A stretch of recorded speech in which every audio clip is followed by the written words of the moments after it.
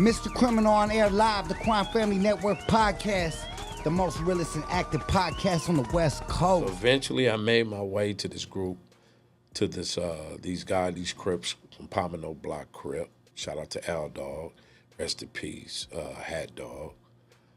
There were some real ones, man. There weren't even FBI files for 22 million in computer chips, just heisted and shit. I mean, it's already out there, so nigga ain't no snitch. So, but I hooked up with them called Street Institute, me, Volume 10, and Jail Felony, DJ Silk, who's now Aftermath producer, Clever, all these collection of people. And we did our thing from like 97 to 98.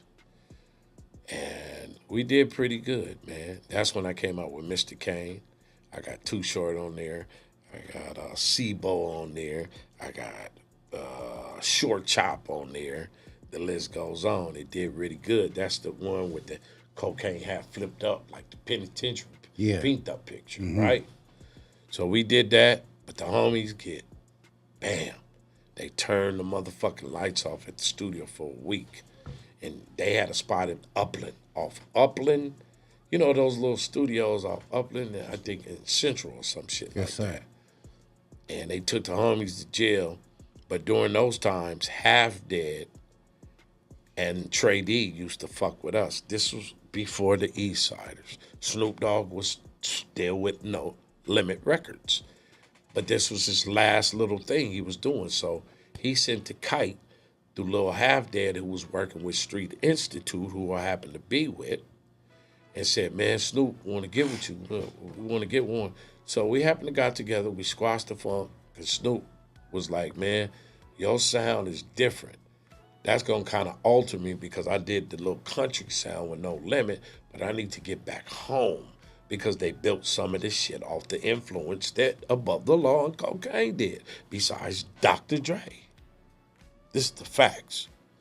So I said, okay, I'll go over there. We squashed the funk, hash down. He was right down the street in Claremont, considered Pomona, you know, right up the street from Upland.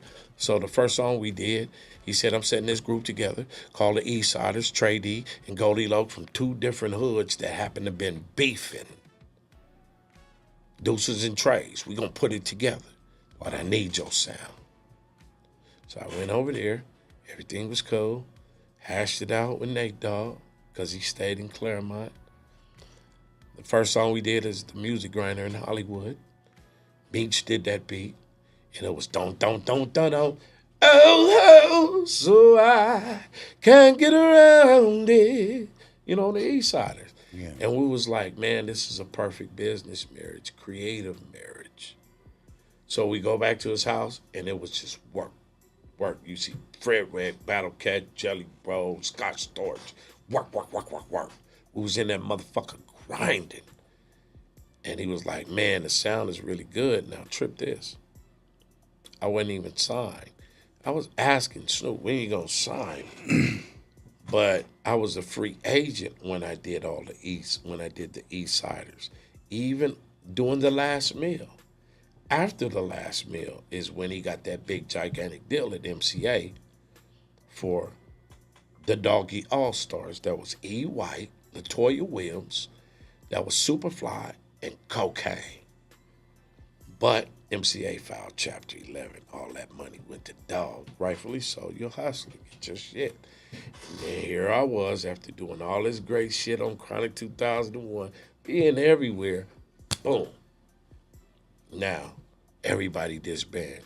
Trey D, for reasons I'm going to plead the fifth, he went to jail. A lot of people know their stories, but I'm going to plead the fifth on that. Sir. He went to jail. Goldie did his shit more so in the low riding and cannabis club thing. I went on and did my own thing, put together a song with a couple homies from Pomona called Painkillers. And I was going through a lot of shit, Carnell, and a year later, my mom passed, and I did a little punk-ass county lid, and I was like, man, it's time for me to get up out of here, man. It's over with. My homie Easy gone, this gone.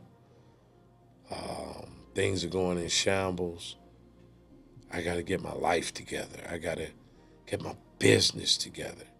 So I left California with a hole full of furniture in the house still because I didn't want the energy.